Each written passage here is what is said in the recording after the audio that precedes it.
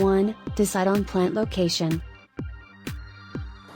Make sure your plot of land receives the correct amount of sun, provides enough space and good soil for growth, and the elevation allows proper drainage. Face your garden to the east, as morning sun provides the best, cool light perfect for growing plants. Soil should be loose and dark in color, not red and clay-like or sandy.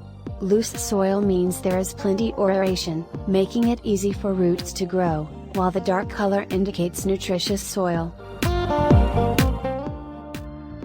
2. Arrange your plants before transplanting.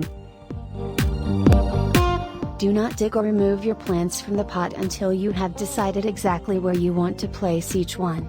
Not only will this save time and energy, but it will help lessen transplant shock. Since plants are not meant to be removed and replanted, transplant shock is inevitable.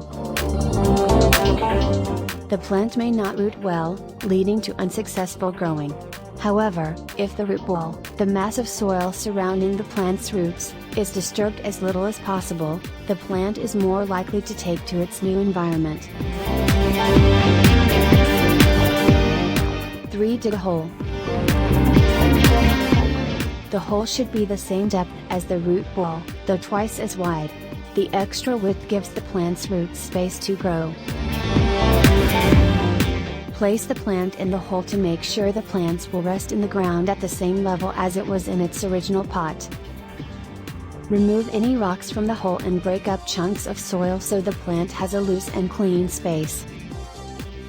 Keep in mind that some plants may need to be buried in a deeper or shallower hole.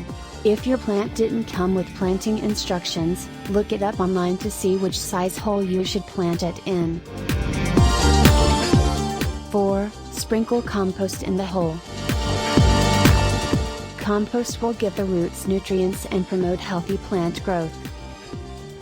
Add about 1 to 3 inches of compost for planting flowers or vegetables. Next, create a 2 to 3 inch barrier of soil between the compost and roots. This layer will keep the compost from stealing nitrogen from the roots, but will still be close enough to filter nutrients into the soil. 5. Loosen the roots. This will prepare the roots to better integrate with the soil. Hold the plant upside down. Hit the bottom of the plant with a flat hand and slightly massage the root ball, gently squeezing and slightly pulling apart. You are creating small pockets for the roots to spread out and grow. However, it is very important that you do not damage the roots or remove too much dirt from the cluster. If the plant doesn't come loose, it is root bound. Score the edges of the pot with a dull instrument and loosen with your finger. Spread out the roots of root-bound plants when you plant them in the ground. 6. Fill in the soil around the plant. Use the soil you have already removed to completely fill the hole. Make sure your plant sits in the ground at the same height as it did in its original pot. Plants too low in the ground will flood, while plants too high may not root properly. 7. Mulch the area around the plant with leaf mulch or straw.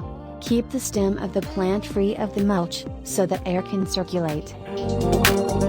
Water and fertilize as directed by the plant's instructions. Mulch is important for healthy plant growth, reducing the amount of surface evaporation for the soil, moderating the plant's temperature and protecting the roots from weeds and other hindrances.